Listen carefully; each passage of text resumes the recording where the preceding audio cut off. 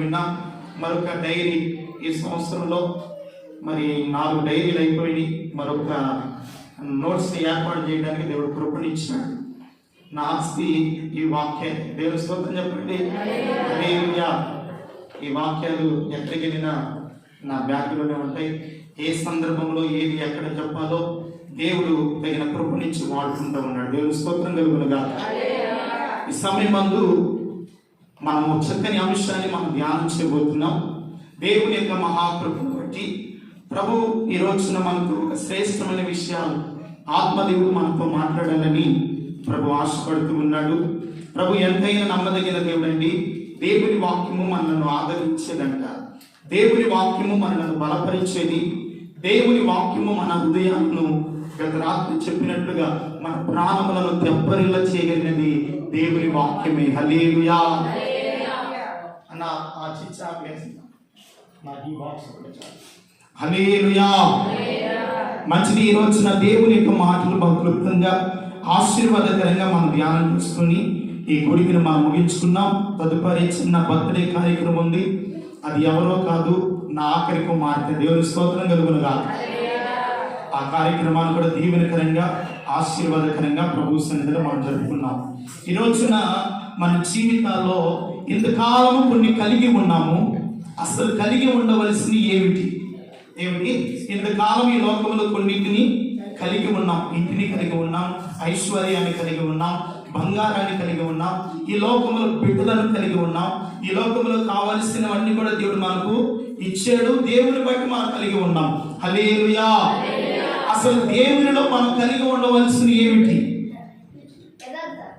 బా దేవుని స్తోత్రం. హల్లెలూయా. అసలు దేవునిలో మనం కలిగి ఉండవలసినవి ఏమిటి అనే విషయాలు ఈ రోజున మనం నడుచుకున్నాం. బైబిల్ గ్రంథంలో ఒక ఆయన ఉన్నాడు. ఆయన పేరు దావీదు. ఎవరంటండి? ఆయన పేరు భక్తుడైనటువంటి దావీదు. మంచి సంగీతకారుడు, యుద్ధాంసుడు, శ్రేష్టమైనటువంటి ఆరాధికుడుగా కనబడుతున్నాడు. హల్లెలూయా. దావీదు బైబిల్ గ్రంథంలో దాదాపు 53 కీర్తనలు రాశాడండి. క్షమించండి, 73 కీర్తనలు రాశాడండి. ఎన్ని కీర్తనలు? 73 కీర్తనలో ప్రతి కీర్తన దేవుని గురించినటువంటి కీర్తన, ఆయన గురించిన ప్రార్థన, నా జీవదాత అయిన దేవుని గురించిన ప్రార్థనయు ఆయన స్తుతియు నా జీవిత కాలం అంతయు తోడయుడునని ప్రభుని స్తుతిస్తూ ఉన్నాడు. హల్లెలూయా. ఎంతగానో దేవుని కనపరుస్తున్నాడు. తన జీవితంలో శ్రేష్టమైనవి కలిగి ఉన్నాడు. ఒక 5 విషయాలు మనం నేర్చుకొని ఆశీర్వాదకరంగా మనం ఈ కూడికను ముగించుకున్నాం. చాలా జాగ్రత్తగా వాక్యం మీద మీరు మనసు ఉంచుదురుగాక. వాక్యాన్ని శ్రద్ధగా మీరు ఆలకించుదురుగాక. ఎక్కడ కుడి ఎడమలకు తిరగకుండా దేవుని వాక్యాన్ని మీరు ఆలకించుదురుగాక. ఏమిటి కలిగి ఉండాలంటే, ఇశ్రాయేలు సైన్యాన్ని ఒక వ్యక్తి తిరస్కరిస్తూ ఉన్నాడు. అతని పేరు గొలియాతు. ఎవరంటండి? గొలియాతు. ఈ గొలియాతు ఇశ్రాయేలుల సైన్యాన్ని ఎరారు లోయలో, ఎక్కడంట?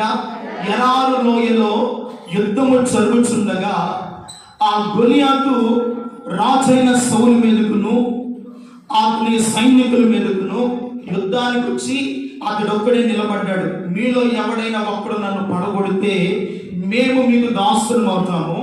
ఒకవేళ మీరు నన్ను పడగొట్టని ఎడలా మీరు మాకు దాసులు కావాలని ఆ గొలియాతు ఇశ్రాయేలుల మీద ఏమి విసురుతున్నాడంట?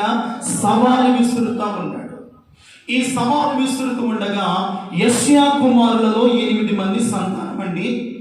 8 మందిలో 3 పెద్దవాళ్ళు ఎక్కడ ఉన్నారయ్య అంటే, సౌలు దగ్గర ఇగో శ్రేష్టమైన యుద్ధ నేర్పగలిగినటువంటి వ్యక్తులుగా సౌలు యొద్ద అతని అన్నలు ఉన్నారు.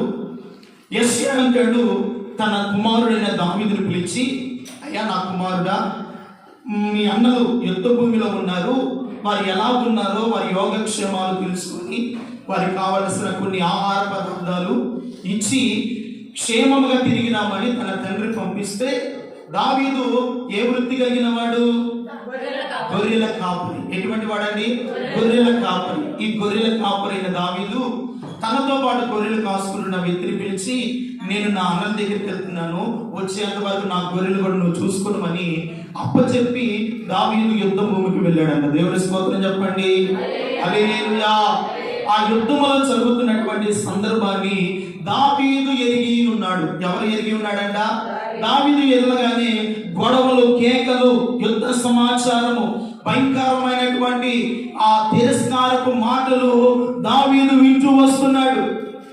ఈ దావీదు వింటూ ఉండగా ఆ గొలియాతు సవాలు విసురుతూ ఉన్నాడు. ఎవరైనాను నన్ను జయించగలుగుతాడా, నన్ను ఓడించగలిగే సామర్థ్యం కలిగిన వాడు మీలో ఉన్నాడా? ఇశ్రాయేలు సైన్యాన్ని నేను తిరస్కరిస్తూ ఉన్నాను అని గొలియాతు సవాలు విసురుతూ ఉంటే ఈ బాలుడైన దావీదుకు పౌరుషం వచ్చిందంటండి. హల్లెలూయా. ఏమొచ్చిందంటండి? పౌరుషం వచ్చింది. అరే, సున్నతి లేని ఈ ఫిలిష్తీయుడు ఎంతటి వాడు? మేము ఆరాధిస్తున్న దేవుడు జీవము కలిగిన దేవుడు. హల్లెలూయా. ఎటువంటి వాడంట? మేము ఆరాధిస్తున్న దేవుడు జీవము కలిగిన దేవుడు. ఒక రాయో ఒక చెట్టు కాదు, మేము ఆరాధిస్తున్న దేవుడు మృతులను సజీవులుగా లేపగలిగిన దేవుడు. మా జీవితంలో అద్భుతమైన చేయగలిగిన దేవుడు, ఆశ్చర్య కార్యాలు జరిగించగలిగిన దేవుడు. ఆయన వంటి సామర్థ్యం కలిగిన వాడు, ఆయన వంటి శక్తి కలిగిన వాడు, ఆయన వంటి గొప్ప దేవుడు ఈ భూలోకంలో ఎవరు లేరని దావీదు ఎరిగి ఉన్నాడు. కనుకనే దావీదుకు రోషం వచ్చిందండి. రోషం వచ్చి ఏం చేశాడో తెలుసా? ఈ గొర్రెల కాపరి దగ్గర ఏముంటుంది అంటే కార్బేలు ఉంటుంది, వరుసలు ఉంటుంది. ఆ ఏటిలోనికి వెళ్ళాడంట. 5 నున్నటి రాళ్ళు ఏడుకున్నాడంట. దేవుని స్తోత్రం చెప్పండి. ఈ రోజున మనం చెప్పుకునే ఆ 5 నున్నటి రాళ్ళ గురించి. హల్లెలూయా. ఎన్ని రాళ్ళు ఏరుకున్నారంటండి? 5 నున్నటి రాళ్ళు ఏరుకున్నారు.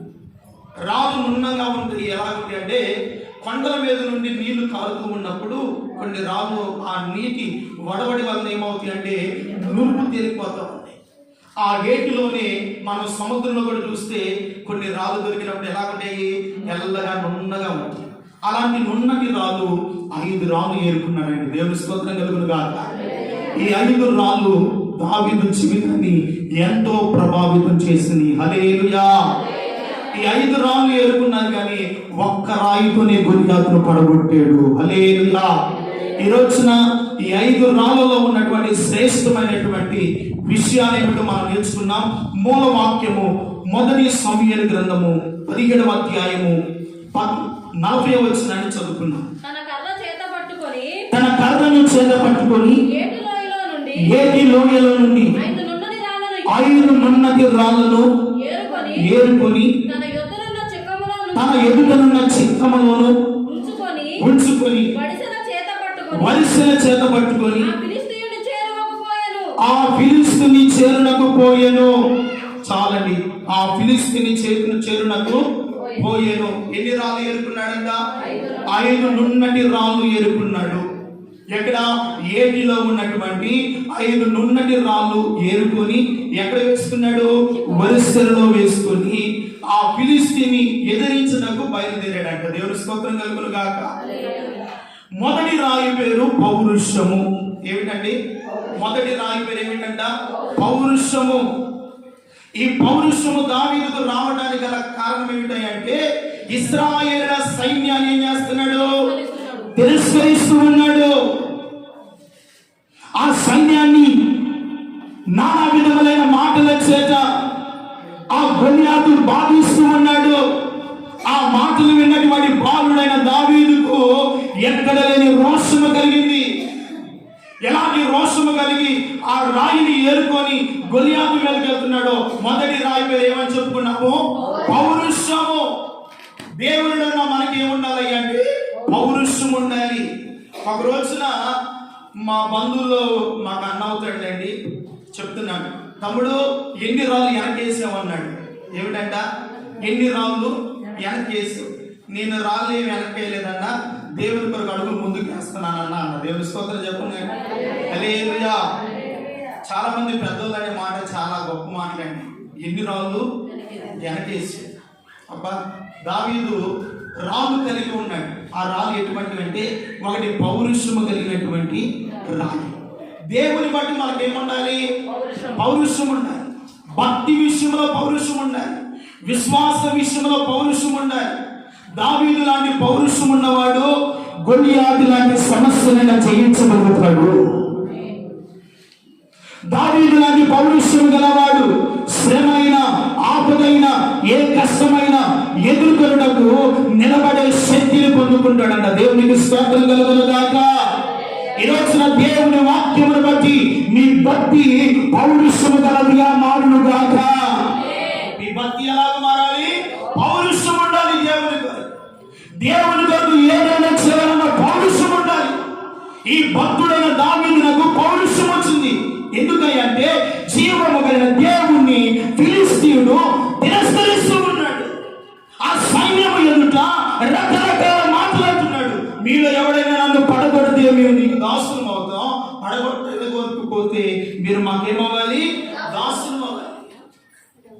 దావీదుగా మాటలు వినగా చాలా రోషము, పౌరుషం వచ్చి చేసినటువంటి పని ఏమిటో ఒక్క మాట అదే అధ్యాయము 26వ వచనాన్ని చదువుకున్నాం. దావీదు జీవము గల దేవుని సైన్యమును తిరస్కరించుటకు ఈ సున్నతి లేని ఫిలిష్తీయుడు ఎంతటి వాడు వాణ్ణి చంపి ఇశ్రాయేలు నుండి ఈ నిందను నేను తొలగిస్తాను. హల్లెలూయా. ఏమంటున్నాడంటే జీవము గల దేవుని సైన్యమును తిరస్కరించుటకు సున్నతి లేని ఈ ఫిలిష్తీయుడు ఎంతటి వాడు. మనిషి ఏ పాటి వాడండి? మానవుని జీవితం ఏ పాటిది? ఆవిరి వంటిది కదా, నీటి మీద బుడగ వంటిది కదా. అయితే ఆచారబావుడైన గొలియాతు ఎటువంటి వాడంటే యుద్ధ నేర్పడి కలిగిన వాడు, 6 మూరల చానుడు ఎత్తు కలిగిన వాడు. అంటే ఎన్ని మూరలు అంటే అండి? 6 మూరల చానుడు ఎత్తు కలిగిన గొలియాతు. అతని చేతి కర్ర నేత గాని యొక్క ధోని నేత చేసే దగ్గర ధోని కర్ర ఉండేది కదండి, అది ఎంత లావు ఉండేది, అదంతా అతని చేతి కర్ర. ప్రియమైన అతని ఎదిరించే దమ్ము, అతని పడగొట్టే ధైర్యము యుద్ధంలో ఎవరికి లేదు. అయితే బాలుడైన దావీదునకు దేవుని బట్టి పౌరుషం వచ్చిందంట. దేవుని స్తోత్రం కలుగునుగాక. ఈరోజున నీ జీవితంలో ఏది గొలియాతు లాంటి సమస్య ఉన్నదో, ఆపదలు ఎదుట ఉన్నదో, ఎత్తైన పర్వతము వలె నీ జీవితంలో సమస్యలు కానీ బాధలు కానీ ఎంత పర్వతముగా గొలియాతులాగా ఎత్తుగా కనబడినా దేవుని బట్టి నీ భక్తిలో పౌరుషం ఉంటే నీ సమస్యలను ఏ రీతిగా పడగొట్టుకోగలిగినటువంటి శక్తిని ఈ రోజున దేవుడు మీకు ఇచ్చును కాక. దేవుని బట్టి మీరు ఏం చేయాలి? ఆ సమస్యను పడగొట్టాలి. ఎలాగంటే దేవునిలో మీకు ఏముండాలి? పౌరుషము. కొరింథీయులకు రాసినటువంటి మొదటి పత్రిక 16వ అధ్యాయము 13వ వాక్యాన్ని చదువుకున్నాం. మెలకువగా ఉండుడి, విశ్వాసమందు నిలకడగా ఉండుడి, ఇదిగో పౌరుషము గలవాడై ఉండి బలవంతుడై ఉండుడి. దేవునికి మహిమ కలుగునుగాక. పౌలు గారు కొరింథీ సంఘాన్ని కట్టినాడు. మీరు మెలకువగా ఉండుడి, విశ్వాసమందు ఎలా ఉండాలంట? విశ్వాసమందు నిలకడ కలిగి పౌరుషము గలవాడై ఉండుడి. హల్లెలూయా. దేవుని బట్టి మనకి ఏముండాలి? పౌరుషము. వాళ్ళు నన్ను ఇలాగన్నారు, వాళ్ళు నన్ను ఇలాగ బాధించారని ఆ పౌరుషము కన్నా కూడా భక్తి విషయంలో నీకు పౌరుషం ఉండాలి. హల్లెలూయా. విశ్వాస విషయంలో నీకు పౌరుషం ఉండాలి. దేవుని కొరకు ఏదో ఒకటి నేను చేయాలన్న ఆ రోషము, ఆ పౌరుషం ఉన్న వాడిని దేవుడు తప్పకుండా ఆశీర్వదిస్తాడు. హల్లెలూయా. దేవుని కొరకు మనం త్యాగం అయిపోవాలి. దేవుని కొరకు మనం ఖర్చు అయిపోవాలి. దేవుని కొరకు మనం పౌరుషము కలిగి ఉండాలి. అది శ్రమ అయినా, బాధ అయినా, ఇరుకే అయినా, ప్రతి విధమైన బలహీనతలైనా ఈ బలహీనత నా దేవుని శక్తి ఎదుట ఏ మాత్రము ఎన్నదగినది కాదు. దేవుని శక్తి ఎదుట ఏ బలహీనత ఎన్నదగినది కాదు. బలహీనతలు మన మానవులకు రాకుండా ఇంకెవరికి వస్తాయండి? సమస్యలు మనకు రాకుండా ఇంకెవరికి వస్తాయి? సమస్యలు వచ్చినా దేవుని బట్టి నువ్వు పౌరుషము కలిగి మెలకువ కలిగి ప్రార్థన చేస్తే నీ పౌరుషాన్ని బట్టి, నీ విశ్వాసాన్ని బట్టి నీ జీవితంలో ఒక ఆశీర్వాదకరమైన కృపనిచ్చి మిమ్మల్ని దేవుడు బలపరచును గాక. ఏం చేస్తాడంట? దేవుడు మిమ్మల్ని బలపరుస్తాడు. మొదటి రాయి పేరు ఏం పేరంట? పౌరుషం. అందుకని కొరింథీ రాసిన పత్రికలు అంటాడు, మీరు ఎలా ఉండాలంటే మెలకుగా ఉండండి, విశ్వాసమందు నిలకడగా ఉండండి, పౌరుషము కలిగిన వారై ఉండి ఇదిగో అపవాదిని మీరు ఎదురించుటకు బలవంతులై ఉండండి. దేవుని స్తోత్రం కలుగును గాక. ఎఫెసీ పత్రికలు అంటాడు, అపవాది తంత్రములను ఎదురించుటకు దేవుడి సర్వాంగ కవచములను ధరించుకొని ఆయన ఎదుట మీరు శక్తిమంతులుగా నిలబడుకును గాక. ఆయన ఎదుట మీరు ఎలా నిలబడాలి? బలహీనుడుగా నిలబడకూడదు, బలహీనురాలుగా నిలబడకూడదు. నీవు బలహీనుడు అయినా దేవుని శక్తిని బట్టి నువ్వు నిలబడగలిగితే నీ పక్షమున వ్యాఖ్యమాడవాడు, నీ పక్షమున యుద్ధము చేయవాడు, నీవు ఆరాధిస్తున్న దేవుడు, ఆయన పేరే నజరేయుడైన యేసు. నీ పక్షం ఆయన ఏం చేస్తాడు? యుద్ధము చేస్తాడు. అది సమస్య అయిన నీ పక్షమును యుద్ధము చేయగలిగిన దేవుడు నీతో ఉన్నాడు. అది దావీదు ఎరిగాడు కనుకనే దేవుని బట్టి పౌరుషము కలిగిన వాడే యుద్ధ భూమిలో నిలబడ్డాడు. దేవుని స్తోత్రం కలుగును గాక. వాడు అంటున్నాడు, నేనేమన్నా కుక్కనంటరా కర్ర తీసుకుని వచ్చావు? ఎవరంటుంది? గొలియాతు. నేనేమన్నా కుక్కనా కర్ర తీసుకుని వచ్చావు అంటుంది. దావీదు, అవునరా నువ్వు కుక్కవే, నేను ఈ రోజు నిన్ను పడగొడతాను అంటున్నాడు. వాడంటాడు, ఈ రోజు నీ మాంసమును ఆకాశ పక్షులకు నువ్వు భూముఖములకు నేను వేస్తానంటాడు. దావీదు అంటాడు, ఈ రోజు నిన్ను నా చేతికి దేవుడిని యెహోవా నన్ను అప్పగించబోతున్నాడు. ఎవరు అప్పగించబోతున్నాడు అంట? దేవుడే నా చేతికి నిన్ను అప్పగించబోతున్నాడు. నేను మనుషుల బలమును బట్టి నీ ఎదుగు రాలేదు, నా దేవుని శక్తిని బట్టి నీ ఎదుగు వచ్చాను. హల్లెలూయా. ఎవరు ఎదుగు వచ్చానంటే నా దేవుని శక్తిని బట్టి నేను ఎదుగు వచ్చాను. ఈ రోజున నిన్ను నా చేతికి నా దేవుడు నిశ్చయముగా అప్పగిస్తాడు, నిన్ను పడగొడతాను. మొదటి రా ఏముండాలంటే మనలో భక్తి విషయంలో పౌరుషం ఉండాలి. పౌరుషం తగ్గకూడదు. ప్రియమైన వాళ్ళారా, భక్తి విషయంలో పౌరుషం కలిగిన వాడు ఎన్ని శోధన ఆపదలు వచ్చినా ఆ భక్తిలో ఎన్నడూ పడిపోకుండా నిలకడగా ఉంటాడు. దానియేలు పౌరుషం ఏమిటయ్యా అంటే, వేసుకుంటావా సింహంలో వేసుకో, అన్ని గుణాలు వేసుకుంటా వేసుకో. మా పౌరుషం ఏమిటయ్యా అంటే, మేము సేవిస్తున్న దేవుడు సమర్థుడు. అది వారి పౌరుషం. అందుకని ఆ పౌరుషాన్ని బట్టి రాజు కూడా పెద్దపోయాడు. ఏం జరిగింది బాబు? వయసులో చూస్తే చిన్నోళ్ళు, నేను చూస్తే రాజు మాట కూడా నన్ను గడగడలా ఉడికిపోతుంది, వీళ్ళు నాకు భయపడతలేదంటే కారణము దేవుని బట్టి వారు పౌరుషంగా నిలబడ్డారు. హల్లెలూయా. ఈ రోజున దేవుని బట్టి నీవు దేవుని కొరకు నమ్మకంగా పౌరుషంగా వాడిగా నిలబడితేనంట ఎన్ని పరిస్థితులు వచ్చినా ఆ పరిస్థితులను దేవుడు దీవెనకరంగా మార్చునుగాక, సమాధానకరంగా దేవుడు మార్చునుగాక, ఆశీర్వాదకరంగా మిమ్మల్ని నడిపించునుగాక. రెండవ రాయి పేరు ఏమిటయ్యా అంటే ఆసక్తి. రెండో రాయి పేరు ఏమిటంట? ఆసక్తి. ఒక రాయి పేరు పౌరుషము, రెండో రాయి పేరు ఆసక్తి. ఇప్పుడు దావీదుకి ఎటువంటి ఆసక్తి ఉందో తెలుసా? ఆ యుద్ధ భూమిలోకి వెళ్ళగానే ఒక ఆసక్తి కలిగి ఉన్నాడంట. చూడండి, అదే అధ్యాయము 31వ వచనాన్ని చదువుకుందాం. దావీదు చెప్పిన మాటలు నలుగురికి తెలియగా జనులు ఆ సంగతి సౌలునకు చెప్పారు. దేవునికి మహిమ కలుగును గాక. దావీదు సంగతి అక్కడున్న జనులకు తెలుసుకున్నప్పుడంట, ఇప్పుడు ఆ సంగతి ప్రజలు వెళ్ళి ఎవరు చెప్పారయ్యా అంటే సౌలుకు చెప్పారు. ఇదిగో యెషయా కుమారులలో కనిష్ఠుడైనటువంటి ఒక బాలుడు ఉన్నాడు, అతని పేరు దావీదంట. అతను గొర్రెలు కాస్తుంటే సింహం వచ్చిందంట, ఎలుగుబంటి వచ్చిందంట, దాన్ని చంపి గొర్రెలు తప్పించాడంట. హల్లెలూయా.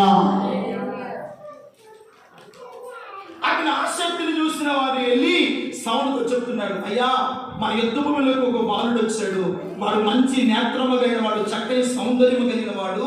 వాడు అంటున్నాడు, ఆ గొలియాతుతో మనమే భయపడుతుంటే ఆ బాలుడైనటువంటి దావీదు నేను వాడితో యుద్ధం చేస్తాను అంటున్నాడు. అంటే వెంటనే వాడిని పిలిపించను అన్నాడంట. దేవుని స్తోత్రం కలుగును గాక. రాజు అడుగుతున్నాడు, వాడిని పడగొడతామంటే అవును రాజా, నేను గొర్రెలను కాసుకుంటుండగా ఎలుగుబంటి వచ్చింది, సింహం వచ్చింది, వాటిని చంపి వాటి నోటిని చీల్చి నా గొర్రెను తప్పించాను. హల్లెలూయా. ఆ మాటలు సౌలు కూడా ఆశ్చర్యపడ్డాడంటే కారణం ఏమిటో తెలుసా? దావీదులో ఏమన్నాడు? 2వ రాయి పేరు ఆసక్తి. ఈ రోజున మన జీవితాల్లో ఆసక్తి కరువైపోతుంది. మందిరంలో ప్రార్థన గురించి ఆసక్తి లేదు, దేవుని సన్నిధికి రావాలని ఆసక్తి లేదు, దేవుని సన్నిధిని ఉపాసించి ప్రార్థించాలని ఆసక్తి లేదు, దేవుని వాక్యం పట్ల ఆసక్తి లేదు, దేవుని సన్నిధి పట్ల ఆసక్తి లేదు. అందుకని ఈ రోజున ఆశీర్వాదాన్ని మనం పోగొట్టుకుంటున్నాం. దావీదు యొక్క ఆసక్తి, ఆ గొలియాతుని నేను పడగొడతాను. హల్లెలూయా. ఈ రోజున మీ జీవితంలో ఈ ఆసక్తిలో ఏముండాలంటే ప్రార్థన యందు మీరే కలిగి ఉండాలి, ఆసక్తి కలిగి ఉండాలి. రెండవది వాక్యమునందు మీరే కలిగి ఉండాలి, ఆసక్తి కలిగి ఉండాలి. మూడవది దేవుని సన్నిధికి వచ్చే విషయంలో ఆసక్తి కలిగి ఉండడు కాక. నీకు ఎన్ని పనులైనా ఉండొచ్చు, దైవ సన్నిధిని ఆసక్తితో రావటం మీకు దీవెన. దైవ సన్నిధిలో నీవు నీ బిడ్డలు కనబడటం ఆశీర్వాదము. అది శోధనైనా సమస్య అయినా దేవుని యొద్దకు వచ్చి ప్రార్థన చేస్తే ఆ సమస్య నుండి విడుదల పొందుకుంటావు. హల్లెలూయా. ఆ సమస్య నుండి దేవుడు నిన్ను తప్పిస్తాడు. అది బలహీనత అయినా, ఆర్థిక ఇబ్బంది అయినా, అది రోగమే అయినా, అది కుటుంబ వేదన అయినా, అది కన్నీటి శోధన అయినా, దేవుని యొద్దకు ఆసక్తితో వస్తే ఆయన సన్నిధిలో ఉన్న సమాధానము, క్షేమమును, ఆశీర్వాదమును నా తండ్రికి అనుగ్రహించుగాక. ఆయన అనుగ్రహిస్తాడు. ఆసక్తి ఉండాలని దేవుని సన్నిధిలో. అందుకని చూడండి, ఆనాడు అపోస్తుడైన పౌలంట సెరసాలో ఉన్నాడు, సంఘము అత్యాసక్తితో ప్రార్థన చేస్తూ ఉందంట. చప్పటి దేవునికి మహిమ కలుగునుగాక. సేవకుడు సెరసాలో ఉన్నాడు, సంఘము నిద్రపోవట్లేదు, సంఘము ఎక్కడెక్కడో ఉండలేదు, సంఘము అతని కొరకు అత్యాసక్తితో ప్రార్థన చేస్తుందంట. హల్లెలూయా. సరసాలో ఉన్నటువంటి పేతురు ఎదుగు దేవుని తోటి వెళ్ళినంత. దేవుని స్తోత్రం చెప్పండి. కారణం ఏమిటంటే ప్రార్థన ఎందుకు మనకి ఏముంది? ఆసక్తి. ఈ కడవరి దినాలలో, ఈ దేవుని రాకడ దినాలలో, ఈ ఎన్నో విధంగా మాటలు కలుగుతున్నటువంటి దినాలలో మనం దేవుని పట్ల ఆసక్తి ఉండాలి అంటే ప్రార్థన ఎందుకు ఆసక్తి కలిగి ఉండము కాక.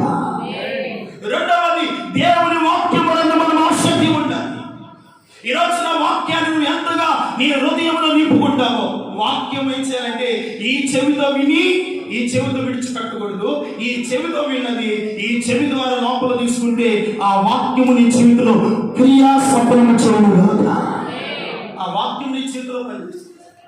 ఆ వాక్యము నీలో ఉన్నప్పుడు శోధన వస్తే నువ్వు భయపడవు, సమస్య వస్తే ఎవరి దగ్గరకో వెళ్ళవు, ఆర్థిక ఇబ్బందులు వచ్చినప్పుడు దిగులు పడవు, విచారణ పడవు, ఎలాగే ఆపదలను తప్పించబడాలో నీకు తెలియదు.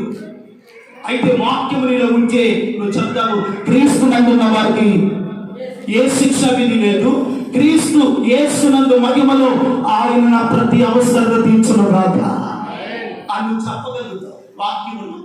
వాక్యము నీకు జ్ఞాపకం వచ్చినప్పుడు ఆ వాక్యం నేను ఏం చేస్తుంది? ప్రార్థించినప్పుడు ఆ వాగ్దానం ఏంటి? ప్రార్థన చేస్తే నీ ప్రతి అవసరత తీర్చునుగాక. నీ ప్రతి అవసరత దేవుడు ఏం చేస్తాడు? తీరుస్తాడు, సమృద్ధిస్తాడు. అందుకనే దావీదు ఏ ఆసక్తి కలిగి ఉన్నాడు? వాడిని పడగొడతానన్నా ఆసక్తి. 2వ రాయి పేరు ఎటువంటిదంట? ఆసక్తి. అందుకనే ప్రార్థన యందు మనకి ఏముండాలంట? ఆసక్తి. రెండవది వాక్యమునందు ఆసక్తి. మూడవది దేవుని సన్నిధి ఎడల మీకు ఏముండాలంట? ఆసక్తి. 6 దినాలు పని చేసుకోండి, 7వ దినం దేవుడని యెహోవాకు విశ్రాంతి దినం. అది పరిశుద్ధమైన దినం. నీవు నీ బిడ్డలు కలిసి దైవ సన్నిధిలో ప్రభుని ఆరాధించడం అది గొప్ప ఆశీర్వాదం. హల్లెలూయా. కనుక దేవుని సన్నిధి ఎడల ఎల్లప్పుడు మీరేం కలిగి ఉండాలి? ఆసక్తి. 3వ రాయి పేరు ఏంటంటే దేవుని బట్టి ధైర్యము. ఎవరిని బట్టి అంట? 2వ రాయి పేరు ఏం పేరు? దేవుని బట్టి ధైర్యము. ధైర్యం అనే రాయిని పొందుకోవాలి. ఈరోజున చాలా మంది ధైర్యాన్ని పొందుతున్నారు. ఈరోజున చాలా మంది కుటుంబాల్లో అధైర్యపడుతున్నారు. ఎలాగో ఈ కుటుంబం పోషించబడాలి, భర్త లేడు, సరియైన పోషణ లేదు, సరియైన పని లేదు, ఎలాగో నేను నా కుటుంబాన్ని పోషించుకోవాలి, ఎలాగో 4 మెతుకులు తినాలి, ఎలాగ నా పరిస్థితి నుండి బయటపడాలని ఎంతో మంది ఆధారపడే తల్లులు చాలా మంది ఉన్నారు. వారికి ఈరోజున దావీదు మూడో రాయిగా దేవుని బట్టి ఏం తెచ్చుకున్నాడంట? ధైర్యం. చదవండి, అదే మొదటి పత్రిక, అదే సమూయేలు రాసిన మొదటి గ్రంథము 32వ వచనాన్ని చదువుకుందాం. ఈ ఫిలిష్తీయుని బట్టి ఎవరి మనసులో కృంగ నిమిత్తము ఇదిగో లేదు. ఎవరి మనసు కృంగనక్కరలేదు, నీ దాసుడనైన నేను వానితో పోట్లాడుదునని దావీదు సౌలుతో అనగా, సౌలు ఈ ఫిలిష్తీయుని ఎదుర్కొన్న వానితో పోట్లాడుటకు నీ బలము చాలదు, నీవు బాలుడవు, నీవు బాల్యము నుండి వాడు బాల్యము నుండి యుద్ధ అభ్యాసము చేసిన వాడిని దావీదుతో అనెను. చాలు వాడంట గొలియాతు యుద్ధ అభ్యాసం ఎక్కడి నుండి చేశాడంట? బాల్యం నుండి యుద్ధాభ్యాసం చేశాడు. వాడిని జయించడానికి నీ బలము చాలదు, నీవు వాడితో పోట్లాడలేవు, వాడితో ఓడిపోతావంటే దావీదు దేవుని బట్టి